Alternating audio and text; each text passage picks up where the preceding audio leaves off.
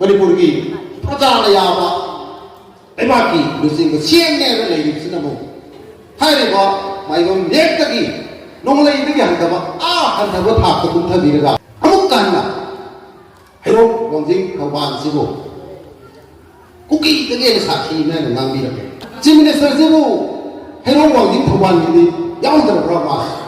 CM na thawal hai ro wang jing na ki mo phang phurak ta India government amadi Manipur government na si khudakta India government amadi Manipur government na si khudakta tumba kai thalo kuna lani ne na sing mayumna ba ma se anak pagi masak oi aduna Manipur ki kazan khuya da lei ni ba irang asina awa nang laba adugo loba nupi engang praja section khudimong na hairok la agadi haidna hairok sibu la agadi tumba da numai jaba sido le ra sido do do boy na khanjaba yamna thaja bi ba hairok ki chanuri ba koi gi silna umaru ko pang Manipur kai bi aroi Manipur kai gi noi saro ai koi sigani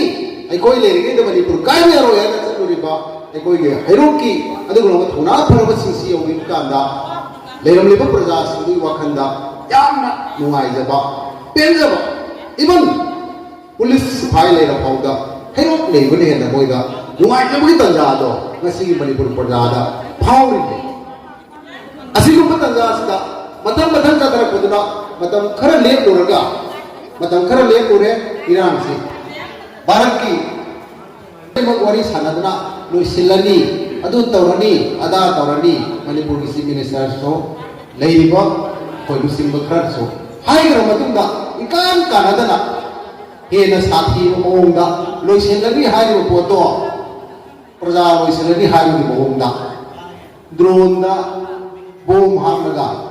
hajarakpa rocket kapsilakpa ban missile yausilak sidi tongan ba country ani gi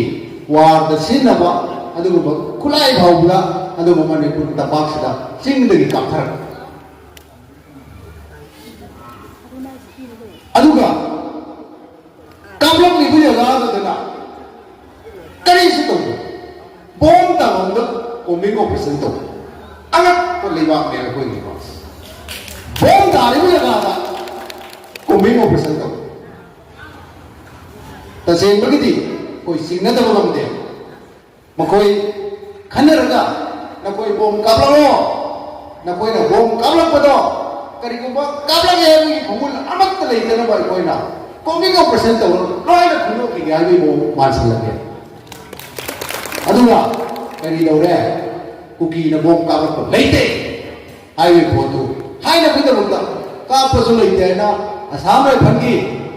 ha, aman tengah ni ba, itiar tu orang officer,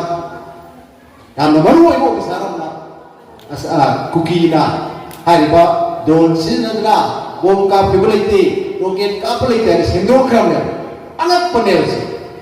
Aduh, koi gi Manipur di lusing basing. Government pai jauh riba, chief minister orang sini tumin na lei. Si agak ngakra. To, nabi kita jasa na. Pen berapa tu kalau ba? MUG Manipur University gi. Aduh ba, saat kerana harus maya mamna. Aduh, kongjang jangsilak le. Now kongjang jangsilak tu tadi. Kermai tahu re. Tabak tadi Manipur gi force sih. Kan kerja ni. Kan baru loe tambah tadi, hai sing kita muncul ba, agak pemna, ada wahai sing bersinggunna, hai ba university jangan pada, saat ramai orang jauh pada kawas ida,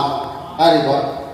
Manipur ki force sing thengna dana, jadi hai ba jangan di sing tiar dia staff pa pot pa, agak pun tiar dia sini, masih,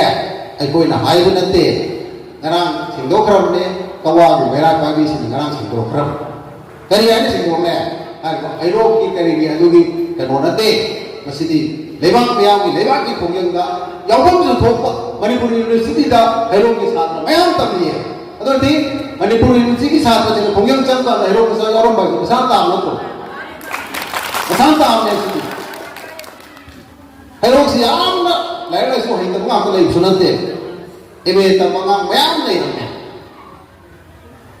ai ro lai ta ga sa yaw nante jaga jaga sakti ma phang loi kera 상해 코너보다 이게나 내가 해보기 나론씩 jut씩 얼로에게 내리네 아주나 내가 한다 도과 도둑다 해로면서 야오바시디 상담에 아이가 내리봐 아이시 이번 징계배들에 들어가 되기 그다이다 나와다 간게 내리래 간 자가도 아이나 숙구이 내렸다 이랑 돌아오지 아이 그럼 어디 봐 볼봐 아소한테 농토부 간데 야닝데가 위로 할 때는데 그시 요금 도보네 위로 보면네 뭐라고더나 아들은 봐 도둑다 얼로에가 땀이 뭐 디아게 왔으나 미기 동나오 장들이 그러마이 장들이 무슨 그러마이 땀이 얘가 자기 아가씨들은 전체적인 공연도 서로 기마게 이러면 낳고 이런 거냐 유니버시티들이 가와가다 낳고니나 서로 그들 낳고 이런 거냐 그러마이 마나 얘가 자기 믿고 이렇게 그러잖아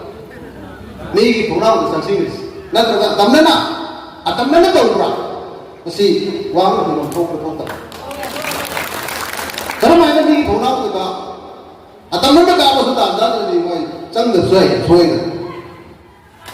마이도 떠오게나 떠오르나 좀 속을 이랑 정말 건강한 친구다 원래 떠오르네 나 하다 하는 것도 많으려네 또 시기 포기 것도 자세 뭐 시기 사 슬로우가 또한 또 가면 섹션들이 거기 호모 와이다 호몽들 또 포는 이제 하나들 내립니다 소마 레바벨 포도도 되고 뭐 따고 미스와 백 반대 마이덤 제 아이동가 농레이 아이동나 해곡 마사싱 탁wan 원인 마사싱나 이라면서 뭐야 어디 나가 까와들 란범 해라가 까와부 어와부터 할래 해곡 그 원인의 탁wan가 지야가 야면 퍼졌다 아주 뭐 와이 왔다 난자들이 고기들 부사가 노름세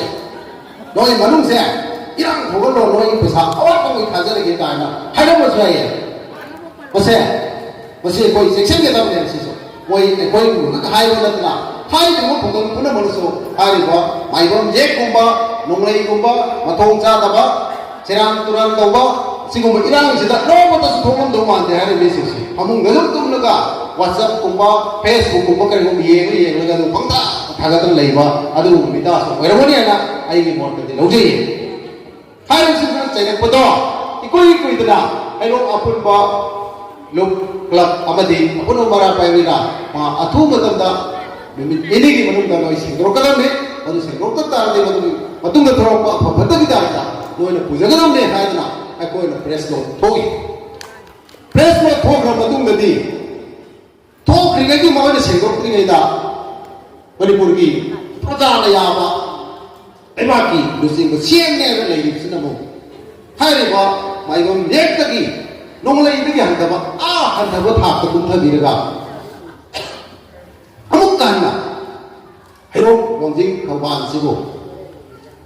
꾸기 그게 사티면 낭비를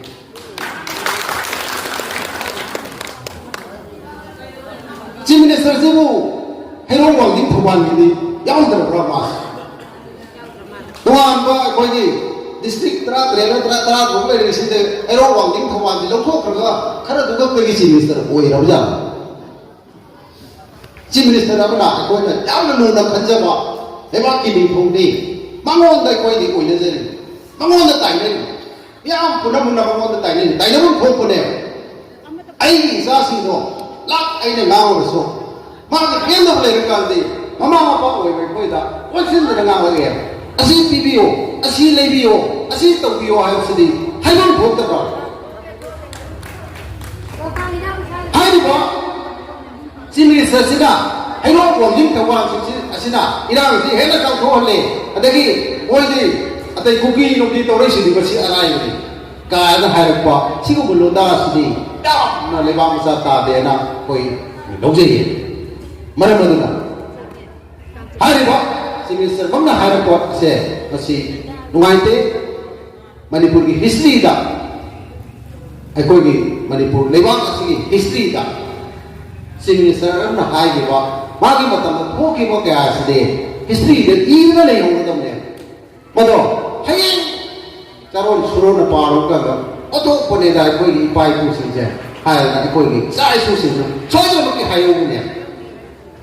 तो मधु हायुदनमदमता अखोना